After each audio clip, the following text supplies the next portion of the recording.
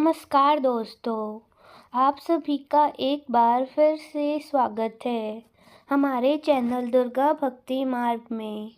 आज मैं आप सभी को सुनाऊंगी आशा भगवती व्रत कथा।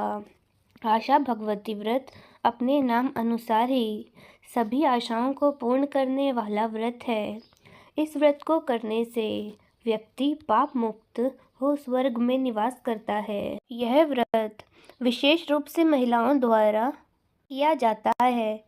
आशा भगवती व्रत आश्विन माह के कृष्ण पक्ष की अष्टमी तिथि से प्रारंभ होकर 8 दिन यानी कि अमावस्या तक चलता है। आशा भगवती व्रत श्राद्ध पक्ष की अष्टमी से प्रारंभ होता है और 8 दिन तक इस व्रत की कथा सुनी जाती है। तो आइए सुनते हैं आशा भगवती व्रत की कथा।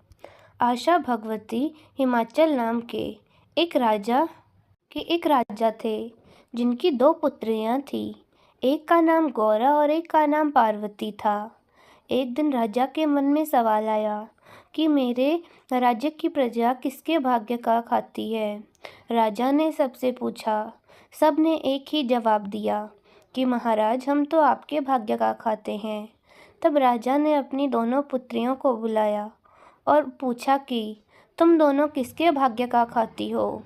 तब गौरा ने कहा कि मैं आपके भाग्य का खाती हूँ और पार्वती ने कहा कि मैं अपने भाग्य का खाती हूँ। इससे राजा ने क्रोधित होकर गौरा का विवाह राज परिवार में और पार्वती का विवाह शिवजी के साथ कर दिया। शिव पार्वती को लेकर कैलाश चल दिए। रास्ते में जहाँ भी पार्वती का पैर पड़ता वहाँ की धूप जल जाती। इसको देखकर शिवजी ने विद्वानों से पूछा तो उन्होंने बताया कि यदि पार्वती जी पीहर जाकर आशा भगवती व्रत का उद्यापन कर दे तो दोष मिट जाएगा। पंडितों के बताने पर शिवजी और पार्वती जी अच्छे अच्छे मूल्यवान वस्त्र धारण कर गहने पहनकर पार्वती जी के पीहर चल दिए।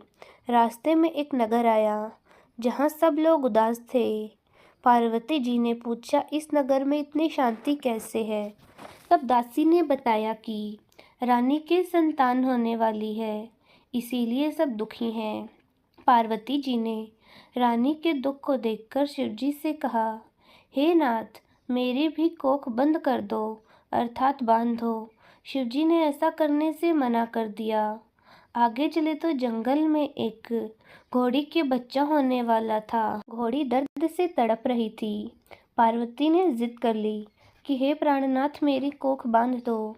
शिवजी ने पार्वती को समझाया कि कोख मत बंधवाओ, नहीं तो बाद में पछताना पड़ेगा। पर पार्वती नहीं मानी। शिवजी ने कोख बांध दी। शिवजी ने पार्वती जी की कोख बांधनी पड़ी। पार्वती जी की बहन गौरा अपने ससुराल में बहुत दुखी थी। पार्वती पीहर पहुंची तो पीहर वालों ने पहचाना नहीं। तब पार्वती ने सारी बात बताई तो राजा ने पार्वती से पूछा कि तुम किसके भाग्य का खाती हो।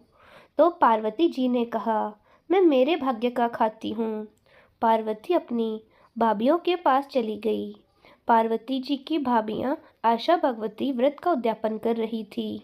तब पार्वती जी ने कहा, मेरे उद्यापन की तैयारी नहीं है तो मैं भी आशा भगवती व्रत का उद्यापन कर देती हूँ। तब भाभियाँ बोली, तुम्हें क्या कमी है, तुम्हें शिव जी से कहो तो सब तैयार कर देंगे। तब पार्वती ने शिव से सामग्री लाने को कहा। शिव जी ने एक अंगूठी देते हुए कहा, इससे जो भी मांगोगे मिल जाएगा। पार्वती जी ने उस मुद्रिका से सारी उद्यापन सामग्री मांग ली। सब ने मिलकर धूमधाम से उद्यापन किया। ससुर जी ने शिव जी को भोजन करने बिठाया। भोजन में अनेक प्रकार के पकवान परोसे। सब लोग कहने लगे, पार्वती के सब प्रकार का आनंद है, यह तो अपने भाग्य से राज कर रही है। शिवजी ने रसोई की सभी खाद्य सामग्री समाप्त कर दी। पार्वती जी ने सब्जी खाकर पानी पी लिया और अपने पति के साथ अपने घर की ओर चल पड़ी।